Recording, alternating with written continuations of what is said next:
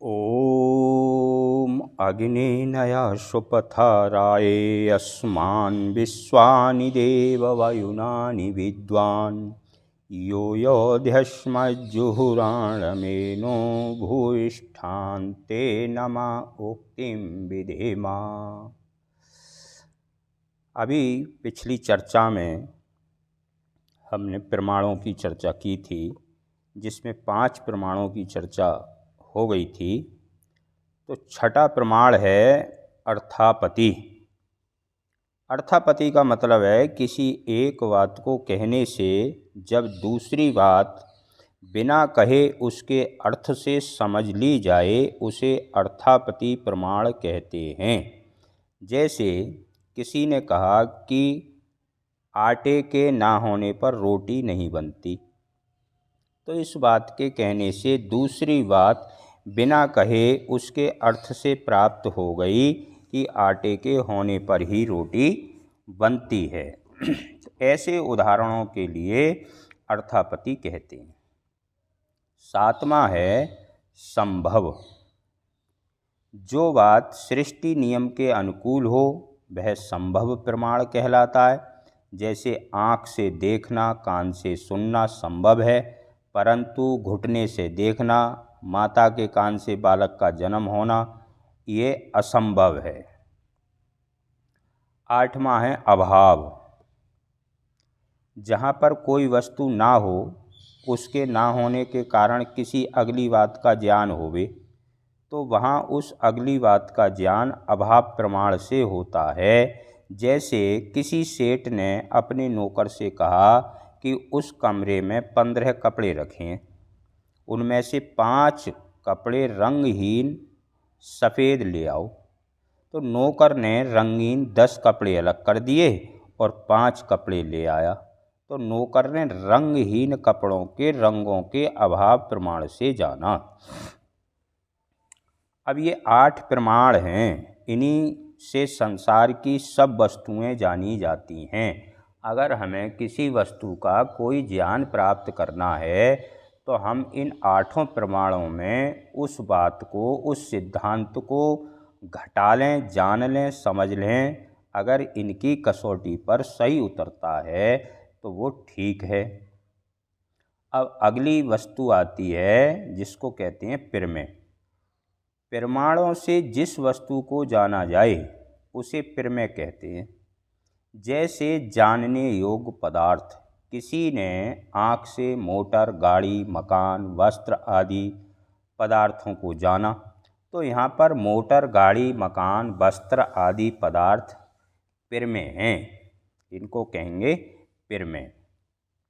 यूँ तो संसार में प्रमेय अर्थात जानने योग्य पदार्थ असंख्य हैं, परंतु सबको जानना संभव नहीं है। इसलिए महर्षि गौतम जी ने 12 प्रमेय छांटकर बता दिए कि इनको जाने बिना मोक्ष नहीं होगा।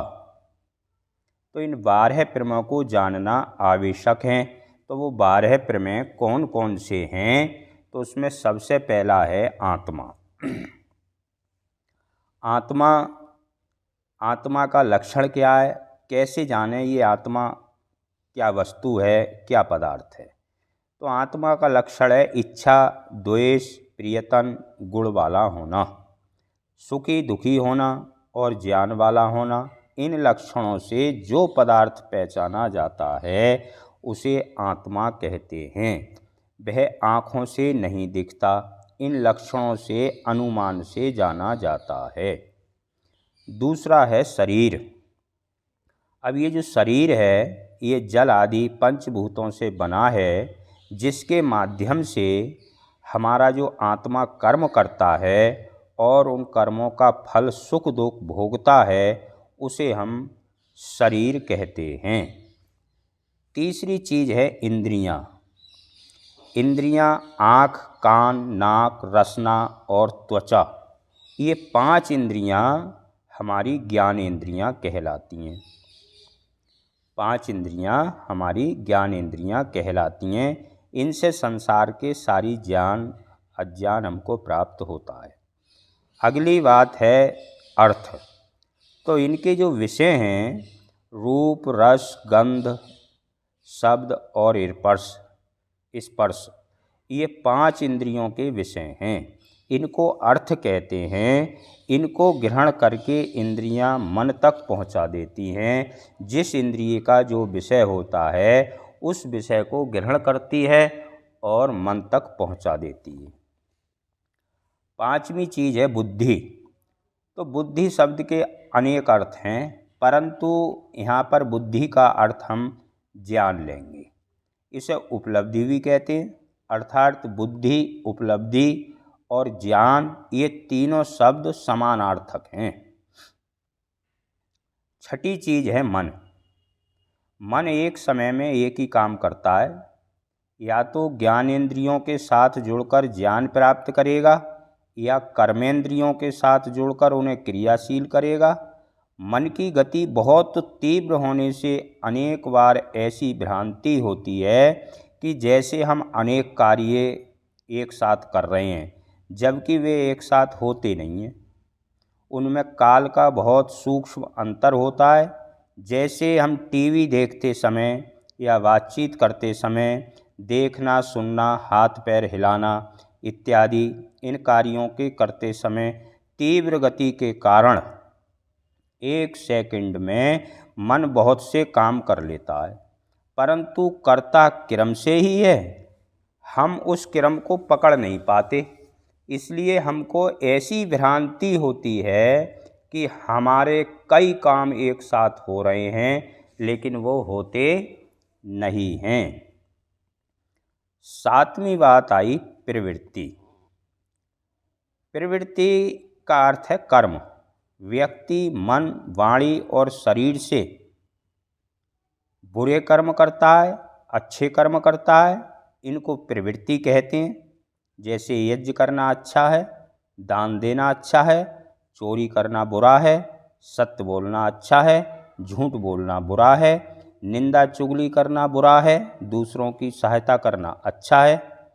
तो हमारे जो कर्म करने के जो साधन हैं, मन, वाणी और शरीर, ये 3 चीज़ों से हम कर्म करते हैं। 8वां प्रमेय है दोष। जो भावनाएं सकाम काम करने में प्रेरित करती हैं उन्हें दोष कहते हैं। जैसे राग, द्वेष, काम, क्रोध, लोभ, ईर्ष्या, अभिमान इत्यादि।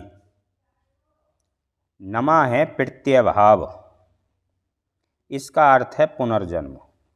आत्मा वर्तमान शरीर को छोड़कर जब इस शरीर को छोड़ देता है, जिसे हम मृत्यु कहते हैं, और नया शरीर धारण कर लेता है, इसको हम जन्म कहते हैं। तो इस प्रकार से बार बार पिछला शरीर छोड़कर नया शरीर धारण करना प्रत्यय भाव अर्थात पुनर्जन्म कहलाता है। ये सृष्टि के आदि काल से ऐसा ही चला आ रहा है और ऐसा ही चलता रहेगा। 10वीं बात है, जो 10वां प्रमेय है, उसको कहते हैं फल। इसका अर्थ है कर्मों का फल। आत्मा जैसे भी अच्छे बुरे कर्म करता है, उनका फल उसे अच्छा बुरा सुख दुख के रूप में मिलता है। कर्मों का फल जाति, आयु, भोग भी है, लेकिन जाति और मनुष्य जाति, पक्षी जाति, पशु जाति, ये शरीर, आयु अर्थात जीने के लिए समय, और भोग अर्थात खाने पीने, जीने रहन सहन के साधन, मकान, मोटर, गाड़ी, धन, संपत्ति इत्यादि मिलता है। ये कर्मों का पहला फल है। इसका भी अगला और वास्तविक फल सुख और दुख ही है। इन चीज़ों में भी हमारे जो कर्मों का फल है, इनमें भी सुख और दुख छिपा हुआ है। 11 प्रमेय है दुख। जो अनुभूति हमें पसंद नहीं आती, जो चीज़ हमें पसंद नहीं आती, जिसे हम नष्ट करना चाहते हैं, जिसमें हमें परेशानी होती है, उसका नाम दुख है।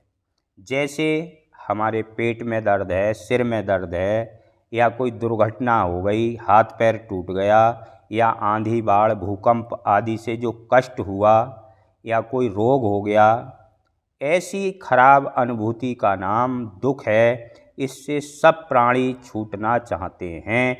ये संसार का सभी मनुष्यों का समान नियम और स्वभाव है। 12वां है अपवर्ग। इसका अर्थ है मोक्ष। मोक्ष में सारे दुखों से आत्मा छूट जाता है और ईश्वर के उत्तम आनंद को प्राप्त करता है। इसके साथ साथ एक और लाभ भी अतिरिक्त रूप से होता है, वह है पूरे ब्रह्मांड की सैर करना और नई नई चीज़ों को जानना। इस मोक्ष या अपवर्ग को सभी लोग चाहते हैं, परंतु वेदों के ज्ञान, विज्ञान, अष्टांग योग, समाधि को प्राप्त किए बिना तथा अविद्या आदि 5 क्लेशों का नाश किए बिना इस मोक्ष को कोई भी प्राप्त नहीं कर सकता। ये महर्षि दयानंद कहते हैं। अब महर्षि गौतम कहते हैं कि जो मोक्ष की प्राप्ति के लिए इनको जानना चाहता है या जानने का प्रयास करता है, तो उसको न्याय दर्शन पढ़ना बहुत आवश्यक है। इनको जाने बिना किसी का मोक्ष नहीं हो सकता। अब अगली जो बात है न्याय सूत्र में कही, वो कही तीसरी बात, संशय। जब मन में किसी पदार्थ के संबंध में 2 या 2 से अधिक विचार हों और निर्णय कुछ भी ना हो पा रहा हो, तो ऐसी स्थिति का नाम संशय है। जैसे किसी ने कहा ईश्वर है, ये एक विचार है, दूसरे ने कहा ईश्वर नहीं है, ये दूसरा विचार है। तो इस बात का निर्णय नहीं हो पा रहा है कि ईश्वर है या नहीं, इसका नाम संशय है। आत्मा अल्पज्य है। ये अल्पज्य शब्द महर्षि दयानंद के ही ग्रंथों में आपको पढ़ने को मिलेगा, अन्यथा और कहीं आपको अल्पज्य शब्द पढ़ने को नहीं मिलेगा। महर्षि दयानंद ने एक पतली सी पुस्तक लिखी, आर्यावी विनय, उसमें इसका उल्लेख किया है कि मनुष्य जो है अल्पज्य है। अल्पज्य कहते हैं बहुत थोड़ा जानने वाले को हम कितने ही पढ़ लें, लिख लें, कितने ही विद्वान बन जाएं, लेकिन उस परमपिता परमात्मा की सृष्टि में बहुत कम ही जान पाएंगे। उसका ज्ञान का अथाह भंडार है, उसका कोई पारावार नहीं। किसी पदार्थ के संबंध में अगर संशय हो जाए तो कोई आश्चर्य की बात नहीं है, परंतु संशय हो जाने पर कोई और विशेष ज्ञान की प्राप्ति हो जाए, कोई विद्वान हमें समझा दे, तो उससे संशय का निवारण भी हो जाता है। जैसे ईश्वर, आत्मा, कर्मफल आदि मुख्य विषयों में संशय दूर अवश्य हो जाना चाहिए। अगर ये संशय दूर नहीं हुआ तो इसके बिना मोक्ष नहीं होगा। बाकी संसार में बहुत वस्तुएं हैं, सब वस्तुओं के विषय में संशय दूर हो नहीं सकता, इसलिए उनके विषय में जो संशय हो उनकी चिंता नहीं करनी चाहिए। हमें अपना लक्ष्य तय करना चाहिए और उस लक्ष्य पर हमको कार्य निरंतर करते रहना चाहिए। चौथी बात कही प्रयोजन। प्रयोजन का मतलब है कि जिस वस्तु को लक्ष्य बनाकर व्यक्ति पुरुषार्थ करता है, कर्म करता है, उसे प्रयोजन कहते हैं। जैसे कोई विद्यार्थी विद्या प्राप्ति को लक्ष्य बनाकर मेहनत करता है, कोई विद्या प्राप्ति करना उसका प्रयोजन है। कोई व्यक्ति धन को लक्ष्य बनाकर व्यापार करता है तो उसका धन कमाना ही प्रयोजन है। तो इसी प्रकार से कोई व्यक्ति मोक्ष को लक्ष्य बनाकर परिश्रम करता है तो मोक्ष प्राप्ति करना उसका प्रयोजन है। संसार में आपने देखा होगा छोटे बड़े अनेक प्रयोजन होते हैं, परंतु सबसे अंतिम प्रयोजन सबका, संसार के प्रत्येक व्यक्ति का, वह है मोक्ष प्राप्ति। और मोक्ष को प्राप्त करके फिर कोई काम बाकी नहीं रहता, इसलिए उसे अंतिम प्रयोजन कहते हैं। क्योंकि मोक्ष में आत्मा के सारे दुख समाप्त हो जाते हैं और उसे ईश्वर के पूर्ण आनंद की प्राप्ति होती है। इसलिए हमें अपने जीवन का एक लक्ष्य निर्धारित करके महर्षि के बताए हुए वेदों के मार्ग पर चलकर अपने जीवन को हमें सफल बनाना चाहिए। आगे कहा, पांचवी बात कही, दृष्टांत। जिस वस्तु के विषय में सामान्य व्यक्ति और पढ़े लिखे विद्वान व्यक्ति दोनों का विचार एक समान हो, कोई मतभेद ना हो, उसे दृष्टांत कहते हैं। जैसे सामान्य व्यक्ति ये मानता है कि अग्नि गर्म होती है, वह जलाती है।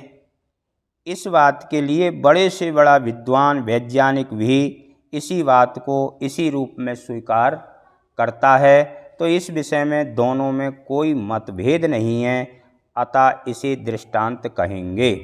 तो इन दृष्टांतों की सहायता से ही व्यक्ति अपने पक्ष को सिद्ध करता है और दूसरे व्यक्ति के दृष्टांत में यदि कोई गलती हो तो उसे बताकर उसकी गलती को दूर भी कर देता है। तो आगे कहा, छठी बात कही, सिद्धांत। सिद्धांत हमारे जीवन के लिए बहुत ज़रूरी है।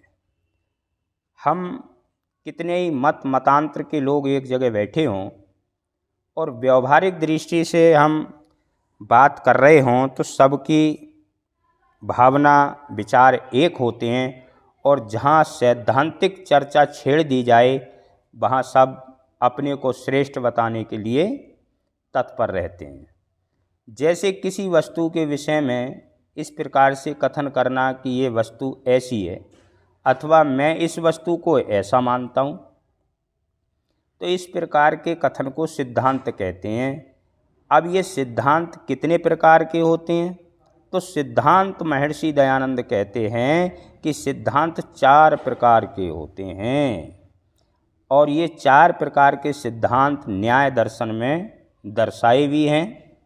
पहला सिद्धांत है सर्वतंत्र, दूसरा है प्रतितंत्र, तीसरा है अधिकरण, और चौथा है अभ्यय उपगम। अब ये सर्वतंत्र सिद्धांत क्या है? जो बातें सभी शास्त्रों में एक जैसी स्वीकार की जाती हैं, जिनमें किसी का कोई मतभेद नहीं होता, उन्हें सर्वतंत्र सिद्धांत कहते हैं। जैसे पृथ्वी, जल, अग्नि, वायु, आकाश, ये 5 महाभूत हैं। आँख, कान, नाक, रसना और त्वचा, ये 5 इंद्रियां हैं। इनको सारा संसार एक समान मानता है, इसलिए इसे सर्वतंत्र सिद्धांत कहते हैं। दूसरा है प्रतितंत्र सिद्धांत। जो बातें अलग अलग शास्त्रों में अलग अलग ढंग से कही गई हैं, उनमें कहीं कहीं टकराव भी होता है और कहीं कहीं नहीं भी होता है। ऐसी बातों को प्रतितंत्र सिद्धांत कहते हैं। जैसे एक शास्त्र में लिखा कि सभी आत्माएं अपने मूल रूप से एक जैसी हैं, किसी को भी दुख स्वीकार नहीं है, ठीक है, और सुख को सभी चाहते हैं, ये भी ठीक है। और दूसरे शास्त्र में लिखा कि सब आत्माओं में नैमित्तिक गुण के कारण अंतर है, क्योंकि सबके विचार, इच्छाएं, ज्ञान, रुचि और कर्म सब अलग अलग हैं। तो इन दोनों को प्रतितंत्र सिद्धांत कहेंगे। यद्यपि इन दोनों में सीधा टकराव तो नहीं है, फिर भी दोनों बातों का प्रस्तुतीकरण अलग अलग दृष्टिकोण से विद्वानों ने किया है। तो इस प्रकार से कुछ शास्त्रों में टकराने वाले सिद्धांत भी होते हैं। जैसे वैदिक शास्त्रों में बताया है कि ईश्वर निराकार है, सर्वज्ञ है, सर्वव्यापक है, वह शरीर धारण नहीं करता। और इससे अलग हटके जो अवैदिक शास्त्र हैं, उनमें भिन्न भिन्न संप्रदायों के जो शास्त्र हैं, उनमें लिखा है कि ईश्वर एकदेशी है, शरीर धारण करता है, अवतार लेता है। तो यहाँ सिद्धांतों में टकराव या विरोध भी है। इनको प्रतितंत्र कहते हैं। वो व्यक्तिगत अपने अपने सिद्धांत हैं, ये वेद के विरुद्ध हैं। अगला कहा अधिकरण सिद्धांत। जब एक सिद्धांत के आधार पर उससे संबंध दूसरा सिद्धांत सिद्ध होता हो, तो पहले आधारभूत सिद्धांत को अधिकरण सिद्धांत कहते हैं। उदाहरण के रूप में, जैसे ईश्वर सर्वव्यापक है, सर्वज्ञ है और निष्पक्ष है। इन तीनों बातों के आधार पर ये सिद्ध होता है कि ईश्वर न्यायकारी भी है। तो पहले की तीन बातें मिलकर अधिकरण सिद्धांत कहलाएगा, जिनके आधार पर ये सिद्ध हुआ कि ईश्वर न्यायकारी है। ये पहली तीन बातें स्वीकार अगर नहीं की जाएं तो ईश्वर न्यायकारी सिद्ध नहीं हो पाएगा। तो इसलिए हमें पहली बारी जो तीन बातें कहीं, उन बातों पर विशेष ध्यान देना चाहिए। अगला कहा अभ्य उपगम सिद्धांत। कभी कभी किसी व्यक्ति को समझाने के लिए उसकी किसी गलत बात को भी थोड़ी देर के लिए मान लिया जाता है और उस गलत बात को थोड़ी देर के लिए मानकर प्रमाण व तर्क से उसका और अधिक परीक्षण करते हुए उस व्यक्ति को समझाने का प्रयास करते हैं। तो इस प्रक्रिया में उस गलत बात को थोड़ी देर के लिए हम स्वीकार कर लेना अभ्य उपगम सिद्धांत कहलाता है। अब जैसे किसी ने कहा, थोड़ी देर के लिए मान लेते हैं कि ईश्वर अवतार लेता है, हम नहीं मानते ईश्वर अवतार लेता है, दूसरा व्यक्ति कह रहा है कि ईश्वर अवतार लेता है, तो मान लेते हैं थोड़ी देर के लिए। तो आगे इसका विशेष परीक्षण ऐसे किया जाए कि यदि ईश्वर अवतार लेगा, हम उससे कहें, तो वह कभी ना कभी रोगी होगा, उसे भूख प्यास सर्दी गर्मी ठंडी जुखाम बुखार आंधी तूफान बाढ़ भूकंप आदि सभी समस्याएं भी सताएंगी, जैसे कि सभी मनुष्यों को सताती हैं। तो यह बतलाएं कि सर्वज्ञ सर्वशक्तिमान सर्वव्यापक आनंद स्वरूप ईश्वर को अगर ये बाधाएं सताएं और उसे दुख देवें तो क्या ऐसा मानना ठीक है? तो ऐसी बात सुनकर दूसरे व्यक्ति को बात समझ में आ जाएगी और वह बोलेगा ये तो ठीक नहीं है। तो समझाने वाले ने कहा कि ईश्वर कभी भी अवतार नहीं लेता। तो इस तरह से अवतार लेने वाली बात गलत सिद्ध हो गई और गलत बात को थोड़ी देर के लिए स्वीकार कर लेना, इसे अभ्य उपगम सिद्धांत कहते हैं। तो इन चार प्रकार के सिद्धांतों में अनेक स्थानों पर विरोध और टकराव भी होता है, और जब किन्हीं दो व्यक्तियों के सिद्धांत में टकराव होता है तब उन्हीं पर आपस में बातचीत चर्चा करके शास्त्रार्थ आदि भी होते हैं। अब सातवीं बात कही न्याय दर्शन में अवयव। जब दो व्यक्ति आपस में किसी विषय पर बातचीत करते हैं तो वे वादी और प्रतिवादी कहलाते हैं। वे अपने अपने पक्ष को सिद्ध करने के लिए एक विशेष प्रक्रिया का सहयोग लेते हैं, जिसका नाम है पंचायव। क्या नाम है?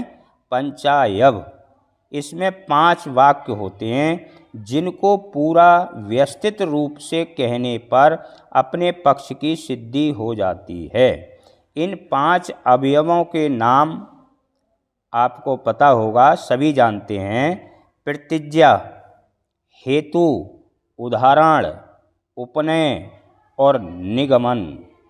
दोनों पक्ष वालों को अपने अपने पक्ष की सिद्धि के लिए पंचायव प्रस्तुत करना पड़ता है। तो पंचायव 2 प्रकार से प्रस्तुत किया जाता है। जैसे उदाहरण के रूप में एक है साधर्म और दूसरा उदाहरण से है वैधर्म। तो साधर्म से पंचायव का एक उदाहरण यहाँ पर कहेंगे प्रतिज्ञा। प्रतिज्ञा शब्द अनित्य, हेतु उत्पत्ति धर्म वाला होने से व्याप्ति, जो वस्तु उत्पत्ति धर्म वाली होती है वह अनित्य होती है, और जो कभी उत्पन्न नहीं होती वह नित्य होती है। उदाहरण जैसे घोड़ा, उपनय घड़े के समान, जैसे घड़ा घड़े के समान शब्द भी उत्पत्ति धर्म वाला है। अब निगमन, इसलिए उत्पत्ति धर्म वाला होने से शब्द अनित्य है। अब इसका वैधर्म से पंचायव का एक उदाहरण देते हैं। प्रतिज्ञा, प्रतिज्ञा शब्द अनित्य है।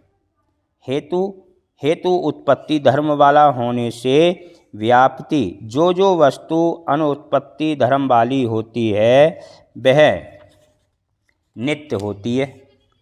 उदाहरण जैसे आत्मा।